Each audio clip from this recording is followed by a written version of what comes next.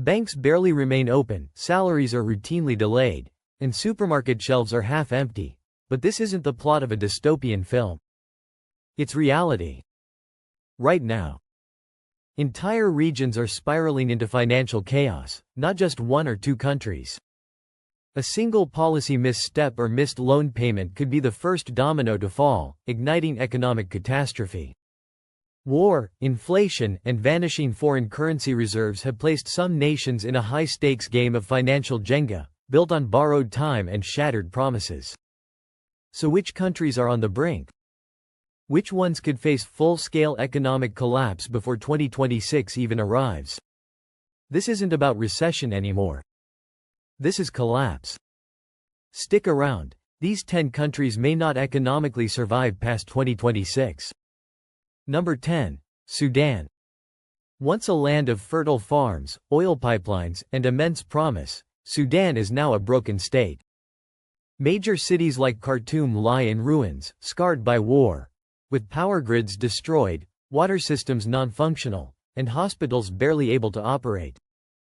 The price of recovery? An estimated $1 trillion. But Sudan's tragedy isn't only rooted in war. Its economy is imploding under the weight of a debt-to-GDP ratio that exceeds 250%. Millions have been displaced. Food shortages are rampant. Gold and agriculture, once economic pillars, can no longer bear the burden.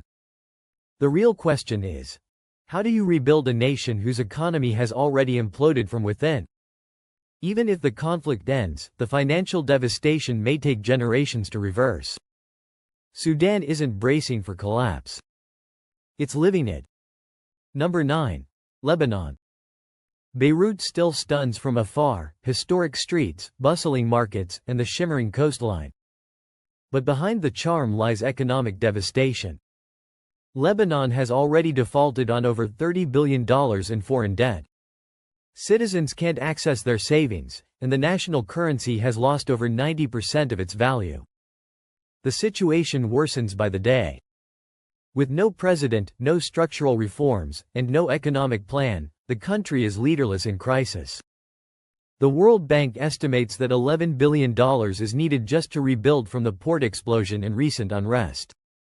Power outages are daily. Food prices have skyrocketed. Over half the population lives in poverty, and the rest are barely scraping by. Is this a temporary downturn, or are we witnessing the prolonged death of a once thriving economy? Before we reveal the next country, don't forget to hit that subscribe button. Your support helps us deliver more powerful content, and trust us, what's coming next is even more jaw-dropping. Number 8. Sri Lanka. A land of palm-fringed beaches and ancient temples, Sri Lanka still dazzles on the surface. But beneath the tourist-friendly facade, its economy is quietly unraveling. Just 3 years ago, the country ran out of foreign currency. That meant fuel shortages, medication delays, and halted imports. Blackouts engulfed the nation. By 2022, Sri Lanka defaulted on its foreign debt for the first time in history, sending millions into ration lines. Schools shut. Hospitals turned patients away. As of 2025, things haven't stabilized. Though the IMF stepped in, foreign reserves remain critically low, barely covering a few months' worth of imports. Food prices remain volatile. And tourism, once a lifeline, is fragile and slow to return. Why is recovery so elusive? Because the government borrowed recklessly, overspent, and pinned hopes on flawed economic models. While slight growth has returned, it hangs by a thread. A failed harvest, another oil shock, or civil unrest could shatter the fragile calm. And here's the uncomfortable truth.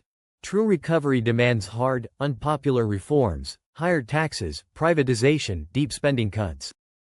These policies don't win elections, but they may be the only path forward. Ordinary citizens pay the price, losing savings, watching their rupees devalue, and feeling their hope drain away. So is Sri Lanka healing, or just catching its breath before the next financial storm? Without bold reforms, there may be no second bailout. Number 7. Venezuela. Once the wealthiest nation in South America, Venezuela's fall from grace is as shocking as it is tragic.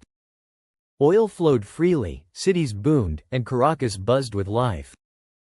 But today, streets are eerily quiet. Hospitals lack the most basic supplies. Over 7 million people have fled the country, escaping one of the worst non-war economic collapses in modern times. What triggered this disaster?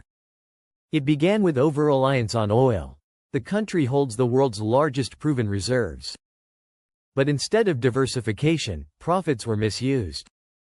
Government mismanagement, rampant corruption, and destructive price controls gutted the economy. Hyperinflation took hold in 2017. Prices doubled every few weeks. Though inflation has since eased, the damage is done. Wages are meaningless, and the bolivar is practically defunct. Over 90% of Venezuelans live in poverty. In a desperate move, the country has started to dollarize, but without structural reforms, it's a temporary patch. Oil production has plummeted. Infrastructure is decaying. And foreign investors? Nowhere to be found. Will international aid and political reforms bring relief? Or will another downturn push Venezuela into a new phase of crisis? For now, the people survive by bartering online, growing food at home, and leaning on relatives abroad. This isn't just economic hardship. It's a dire warning. Before we continue, make sure you're subscribed. That's how we keep bringing you hard-hitting, deeply researched content like this. And the next country on the list? You might not expect it. Number 5. Tunisia. From afar, Tunisia seems calm. Sunlit beaches, vibrant cafes, and a peaceful atmosphere. But behind that tranquility lies an economy on the brink. Debt has surpassed 100% of GDP. Inflation is eroding purchasing power. Store shelves often lack essentials like cooking oil and milk. Why? Because the government is nearly broke. It struggles to pay salaries, service its debt, and secure vital imports. A much-needed $4 billion IMF loan has stalled for years. Why? Because Tunisia's government won't implement painful reforms, removing energy subsidies, cutting public jobs, and shrinking the overgrown public sector. Here's the staggering reality: over a third of the national budget goes to paying government employees. That's unsustainable. But cutting it risks political backlash. Youth unemployment hovers near 30%. Protests are rising. Food insecurity is deepening. And trust in political leadership? Almost gone. Tunisia was once the shining success story of the Arab Spring, a beacon of democratic transition. But now, that light is dimming. Power is becoming centralized. Checks and balances are eroding. And with rising instability, the international community is losing confidence. So the question remains: how long can Tunisia walk this razor-thin edge before falling into a deeper, more permanent collapse? Before we move on to the next country, don't forget to subscribe. Your support helps us bring you stories that cut through the noise.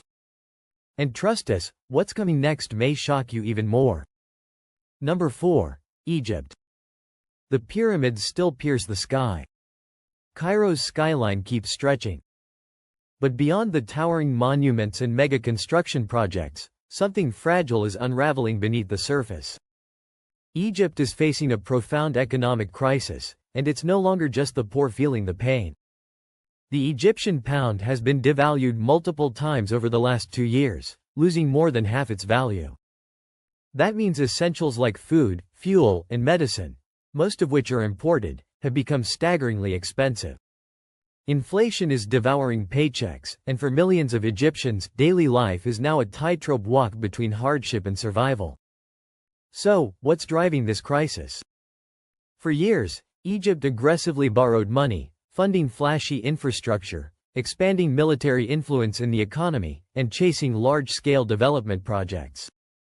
But that so-called growth was built on debt. Today, Egypt owes over $160 billion in external loans. Tourism, one of Egypt's key income sources, has been battered, first by COVID-19, then by global instability. The war in Ukraine sent food prices soaring. As one of the world's biggest wheat importers, Egypt suddenly found itself facing acute shortages and unbearable costs. But at the heart of it all is a flawed economic system. The military controls major industries, pushing private investors to the sidelines. State subsidies, while essential for stability, are bleeding public funds dry. The International Monetary Fund has stepped in once again with a multi-billion-dollar rescue package, but it comes with strings attached, floating the currency, slashing public spending, and giving the private sector more breathing room. These steps aren't popular, and they carry political risk. Protests have already erupted. Frustration is simmering. And Egypt's middle class, once relatively shielded, is now being dragged into the crisis. Here's the hard truth. Egypt isn't falling apart overnight, but it's crumbling from within. If another external shock hits, whether it's rising oil prices, a new conflict in the region, or a collapse in foreign aid, the fragile foundation could shatter. Even the oldest civilizations are not immune to collapse. For Egypt, the clock is ticking. Number 3. Zambia. Zambia was built on copper. The metal fueled its economy for decades, paying for schools, hospitals, and entire towns. But now, the very resource that once elevated Zambia may be pulling it into financial ruin. Let's break it down. Zambia's national debt exceeds $20 billion, most of it owed to foreign creditors, including China. When copper prices dipped and global demand slowed, the country simply couldn't keep up. In 2020, it became the first African nation to default on its debt during the pandemic, and the fallout has been brutal. Public hospitals are running short on medicine. Government employees go unpaid for months. The Zambian kwacha has lost over 30% of its value in just the last year. Inflation is ravaging household budgets, and food insecurity is rapidly spreading across rural regions. Here's the problem. Zambia's economy is dangerously dependent on one thing: copper, which accounts for over 70% of its export revenue. Without diversification, any disruption in global markets can cripple the entire nation. The government is scrambling to renegotiate its debt, but creditors are divided. Meanwhile, the IMF has offered assistance, with the usual conditions: slash public spending, remove subsidies, and increase taxes. These may balance the budget on paper, but they hit ordinary people the hardest, especially with high unemployment and soaring living costs. Zambia does have potential: agriculture, tourism, and renewable energy. But potential doesn't pay back loans. And with interest piling up, the economy can't afford any more stalling. So, what's next? Can Zambia finalize its debt restructuring and rebuild trust? Or will delays and instability pull it deeper into financial chaos? When your economy leans on a single commodity, collapse doesn't always arrive loudly. Sometimes it sneaks in, quietly, until there's nothing left to hold on to.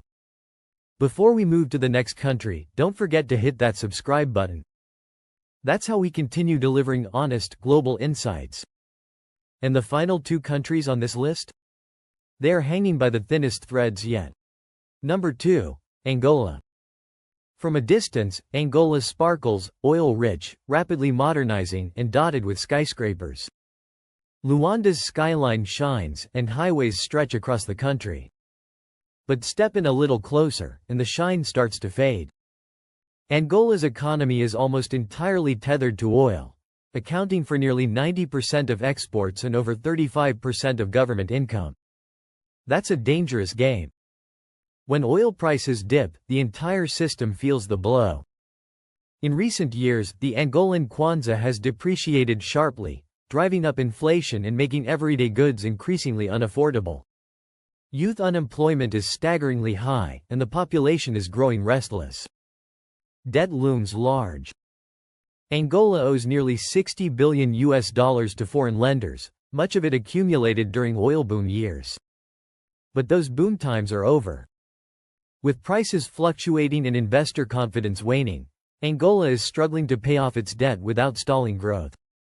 Reform efforts are underway, cutting subsidies, seeking foreign investments, and diversifying industries.